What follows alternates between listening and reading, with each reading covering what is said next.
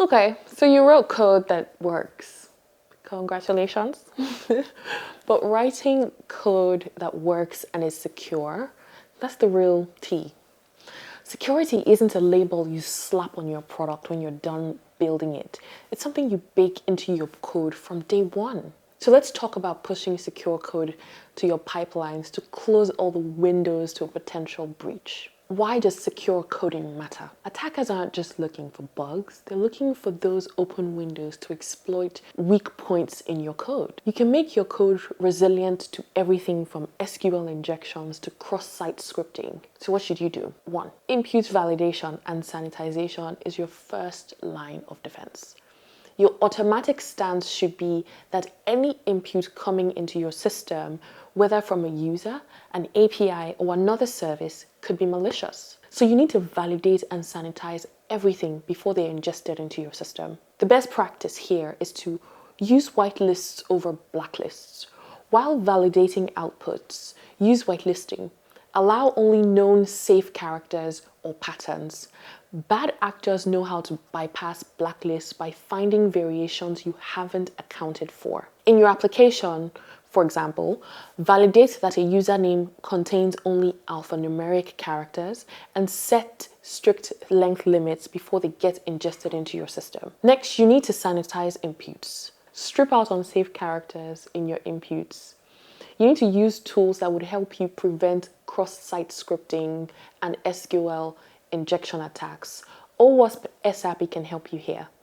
Use built-in input validation libraries like Hibernate Validator for Java and Flask WTF for Python. Next, we're going to talk about protecting against SQL injection. This is a very notorious vulnerability that happens when attackers insert malicious statements into your queries that runs and executes bad things in your code base. So how do you prevent this? You use parameterized queries because they treat user inputs as plain data instead of executable code. Here's my tip.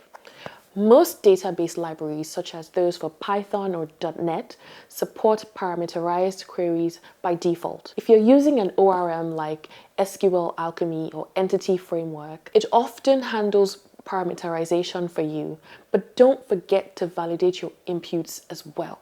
That extra check can make all the difference in keeping your data safe. Number 3 is to secure your session management. This is at the heartland for keeping user authentication secure. If an attacker can hijack a session, they essentially become that user. So to close this window, you will use practices like session timeouts. You will automatically log users out after a period of inactivity.